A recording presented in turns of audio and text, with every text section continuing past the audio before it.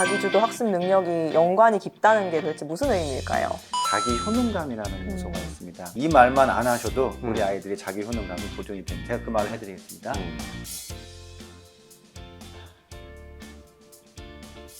들으셨나요? 한숨 쉬시네요. 엄마 말 들어야지. 너가 이렇게 여기가 까지면 엄마도 여기 심장이 아야해, 토해. 그걸 엄마가 아픈 코로수 이렇게 돌리는 과정이 가스라이팅이 가능해. 선생님께서 훈육의 원칙 3가지를 준비하셨다고 하는데 한 가지씩 이야기 들어보겠습니다. 첫 번째는 간단 명료해야 한다. 네, 그 훈육과 대화를 많이 혼동하십니다. 그래서 훈육도 안 되고 대화도 안 돼요. 이게 순서가 있습니다. 그러니까 예를 들어서 형이 동생을 때렸습니다. 엄마가 봤어요. 그리고 달려갑니다. 일단 제지를 해요. 그리고 형에게 묻습니다. 너 왜 때렸어? 네, 이건 대화입니다. 네, 때린 게 명확하잖아요. 그럼 바로 가서 간단 명료하게 때렸네. 너가 잘못했어. 사과해. 근데 이유부터 물어보면 아이는 뭐 얘가 어떻게 해서 때린 거야 라고 그 순간 자기는 대화를 하면서 자기가 때린 명분을 만듭니다. 그래서 그 이후에 너가 잘못했다고 해도 받아들이진 않아요. 왜냐하면 자기 나름대로는 합리적인 이유를 만들었기 때문에. 그래서 간단 명료하게 때렸네, 사과해. 근데 사과를 안 하고 그래도 얘가 어떻게 저쩌고 뭐 얘기하려고 합니다. 폭력에는 어떠한 이유도 합당하지 않아. 다시 간단 명료하게 얘기하고 사과를 하게 합니다. 근데 사과를 하지 않으면 잠시 동생을 방에 뒤로 보내놓고 다시 얘기해주고 사과를 할 때까지 기다립니다. 이유를 여기서 다시 이유를 들어주는 순간 대화 모드로 갑니다. 그래서 다시 나오면 이제 사과를 하고 나면 그때는 물어보면 그래 어떤 연유로 때렸어? 그러면 뭐 놀렸어 뭐 어쩌고 얘기하죠. 아 그래서 기분이 나빴겠구나 정도만 공감을 해주고 그래도 폭력은 안 돼 라고 한 후에 동생에게 또 가는 거죠. 이야기를 들어보니 놀렸다고 하네. 왜 놀렸어가 아닙니다. 왜 놀렸어 하면 또 뭐라고 하겠죠? 근데 놀린 건 못 들었으니까 뭐라고 놀렸어? 그러면 뭐 바보라고 했어. 그러면 바보라고 한 건 잘못이야. 사과해 하고 사과하고 나면 또 왜 놀리게 됐는지 이유를 들어줍니다. 나중에 이유를 듣는 것과 먼저 이유를 듣는 게 너무 중요합니다. 나중에 이유를 듣는 건 뭐랄까 주장이 아니라 그나마 나 조금 선처를 바랍니다라는 수준으로 이제 감정이 바뀝니다. 그래서 요 순서가 너무 중요하고요. 그래서 훈육을 할 땐 훈육하는 과정에 있어서 일단 간단 명료해야 된다. 이 과정 중에 형이니까 참아라, 동생이 어떻다 얘기가 들어가면 더 이상 훈육이 안 됩니다. 네. 형제들끼리는 타인입니다. 그냥 시시비비를 명확하게 구분해 주시고 간단 명료하게 들어가셔야 됩니다. 이 순서가 정말 중요하군요. 네, 두 번째, 부모의 상황 관리 유지. 이게 무슨 말일까요?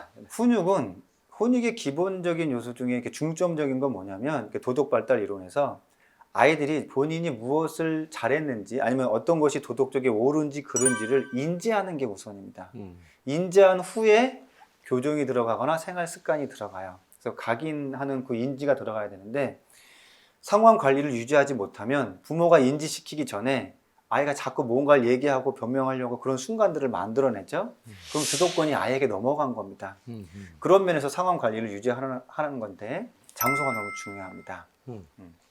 화가 난다고 아이 방에 들어가서 물어보시면 거기는 아이의 바운더리입니다. 예전에 선생님도 우리 중고등학교 이제 기억하시잖아요. 네. 선생님이 딱 들어오시고 누구누구 교무실로 따라와. 자기 플레이스로 부르는군요. 네. 네. 그러면 이제 교무실 가면 약간 교실에 있다가 교무실로 걸어가면서 이미 모든 권한과 변명할 거리들이 차분히 정리되고 가서는 잘못했습니다로 끝나는 거예요. 그래서 엄마 방으로 부릅니다. 잘못한 것이 있으면 엄마 방으로 부르거나 아니면 평소에 엄마가 즐겨 앉는 엄마의 소파, 엄마의 식탁 의자에 앉아서 누구누구야 여기 와서 앉아봐 라고 얘기하고 일단 앉고 나서 엄마가 보기에 이러이러했는데 맞니? 틀리니? 뭐 사실 확인하고 그랬다 하면 이건 그렇게 하면 안 되는 거야 라고 이제 훈육에 들어갑니다. 염려하시는 분들 중에 너무 이렇게 딱딱하게 훈육을 하면 네. 아이가 상처받지 않을까요? 라고 이렇게 질문을 하시는 분들이 계셔요. 근데 이게 오해입니다. 아이의 심리적 상처는 언제 생기냐면 안정감이 없을 때 생깁니다. 이 안정감이라는 건 규칙이 있으면 안정감이 있어요. 여기서부터 여기까지 안에서 놀아 그러면 상당히 안정감입니다. 규칙이 있고 바운더리가 있죠. 여기서 마음껏 놀고 넘어가지만 않으면 됩니다.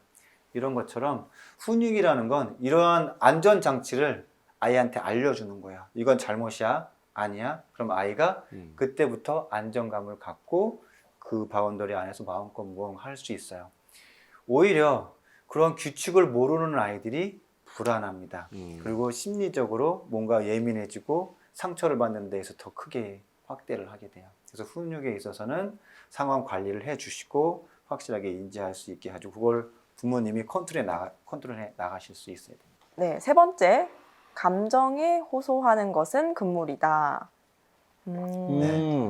이건 쉽게 이해하실 수 있을 겁니다. 훈육을 하는 건 아까 제가 말씀드린 대로 인지를 시키는 거잖아요. 네. 무엇이 잘못했는지 아니면 옳은지 그른지를 인지를 시켜야 되는데 거기에 이제 감정이 들어가죠.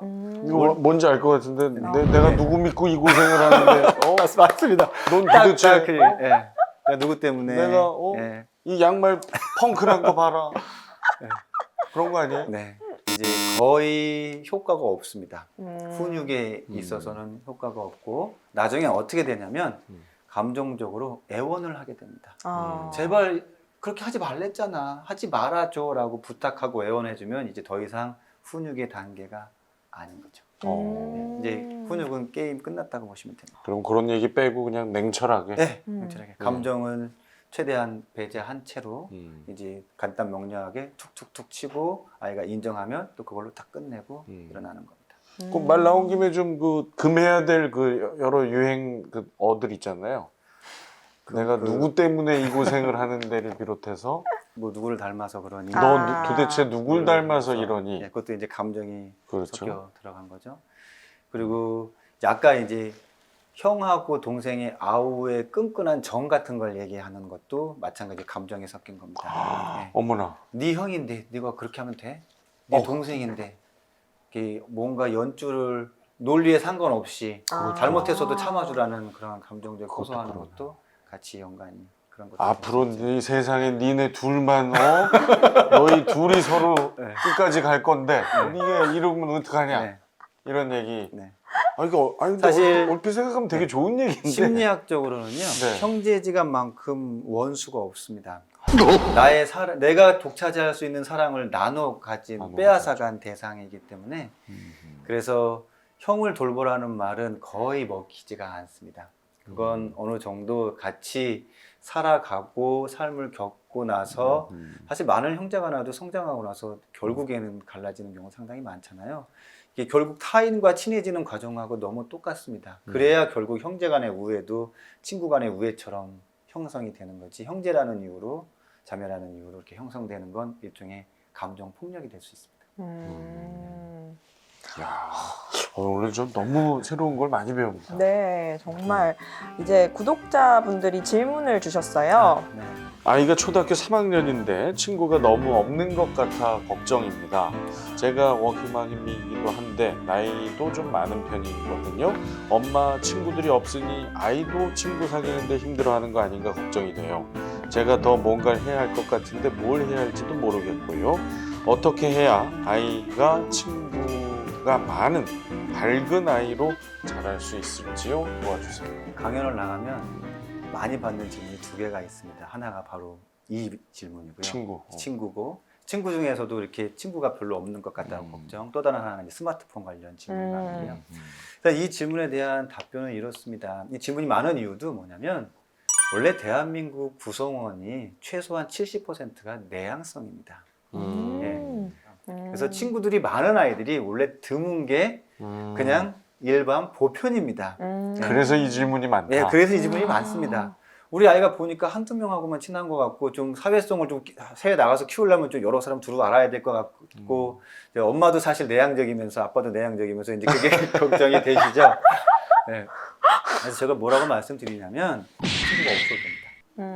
아이가 혼자라도 잘 놀고 있다면 음. 교실에서 근데 혼자라도 잘 노는 아이들은 대부분 뭐 종이접기를 하거나 뭐 그림을 그리고 있거나 뭐 책 읽는 게 좋아서 계속 책 읽고 혼자 있습니다. 괜찮습니다. 학년 올라가다 보면 비슷한 아이들 뭔가 만나고 너 종이접기 잘하니 나도 가르쳐줘 하면서 이렇게 친해지고 하는 과정으로 한두 명 친구가 만나져요. 제일 안타까운 아이들이 어떤 아이들이냐면 쉬는 시간이나 점심시간에 꼭 그 좀비처럼 배회하고 다니는 아이들이 있어요.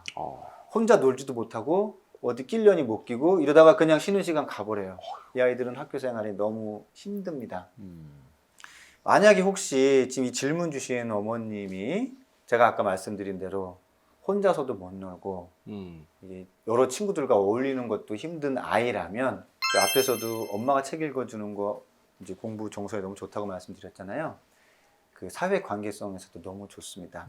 좀 단 여기서는 등장인물이 좀 많이 있는 거 그리고 책을 읽을 때 실감나게 읽어주신다 그랬잖아요. 이거 네. 사회 관계성이 너무 좋습니다. 아이들의 사회성, 관계성을 높여주는데 아주 효과가 좋은 것 중에 하나가 봉사활동입니다. 이제 1위가 봉사활동인데 이게 중고등학교 학생들에 해당돼요. 초등학생은 봉사활동이 2위로 밀려나고 1위가 엄마가 읽어주는 독서였습니다. 이게 왜 이런 결과가 나오냐면 이 직관적인 사고를 하는 아이들은 책이 간접 경험이 아니라 그 속에 진짜 빠져들어서 직접 경험한 것처럼 직접 경험으로 체득이 됩니다. 그래서 관계성을 형성하고 친구들과 노는 데 있어서 등장인물들이 다양한 스타일로 대화를 오고 가잖아요. 그걸 본인이 체험하듯이 독서를 통해서 느낄 수 있으니까 이 부분 이제 같이 해주시는 거 권해드리고요. 그리고 또 다른 하나는 엄마가 아는 놀이, 아빠가 아는 놀이를 같이 해주시는 건 너무 좋습니다. 요즘 시기에 구슬치기 알려주는 거 이거 괜찮을까? 괜찮습니다.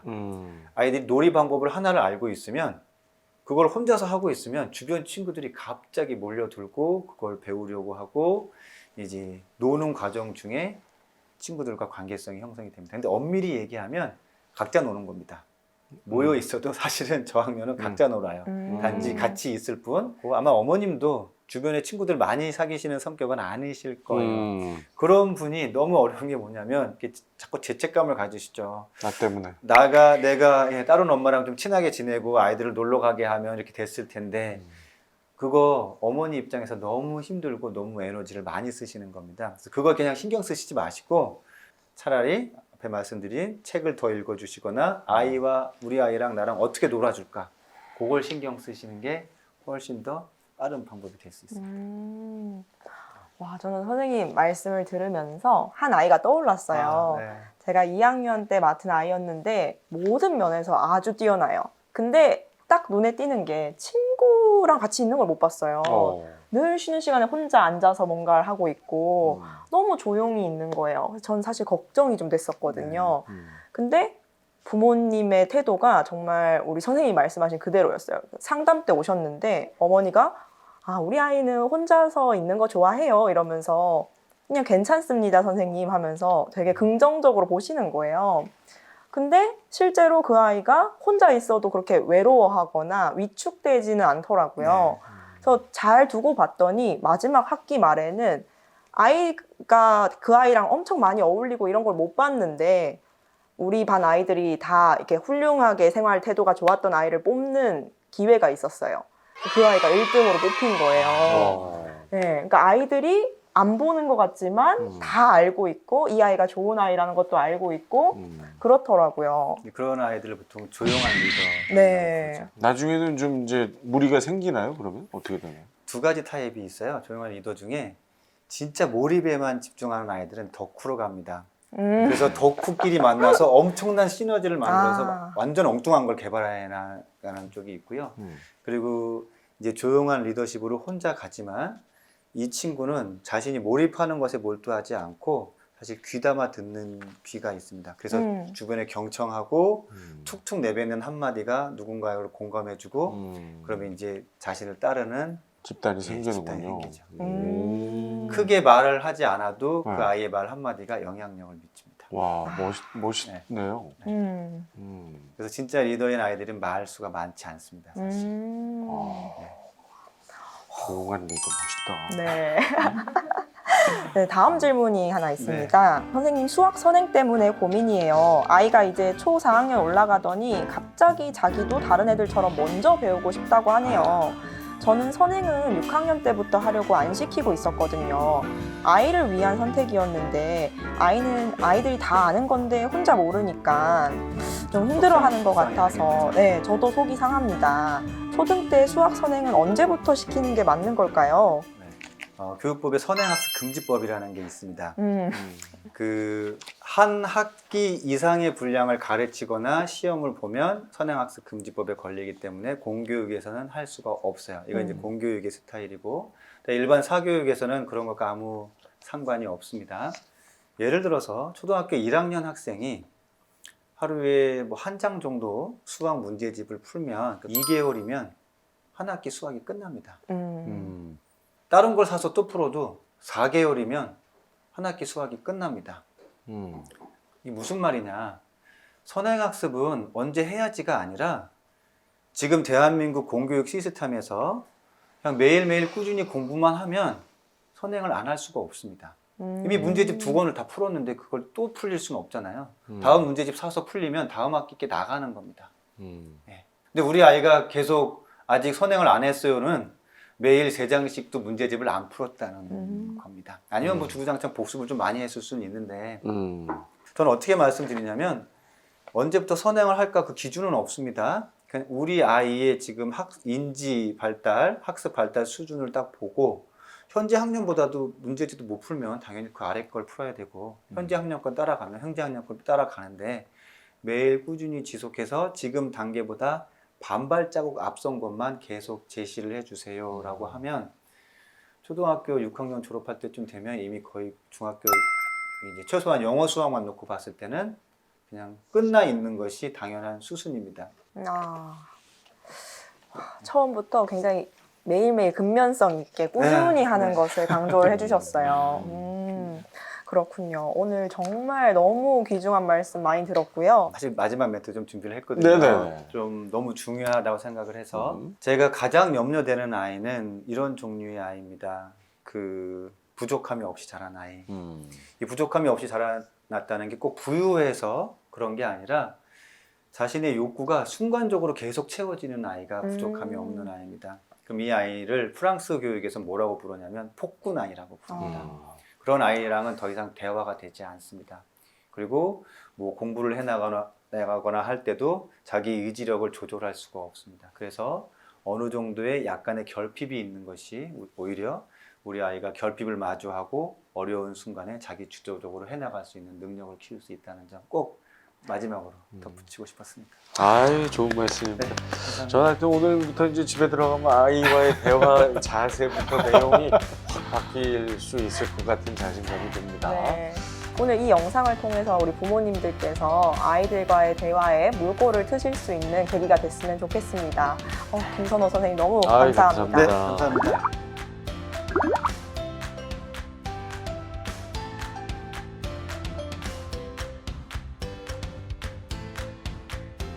자, 에디소스 구독과 좋아요, 알림 설정 부탁드립니다. 네, 저희는 더 맛있는 교육 소스를 들고 찾아오겠습니다. 감사합니다. 감사합니다.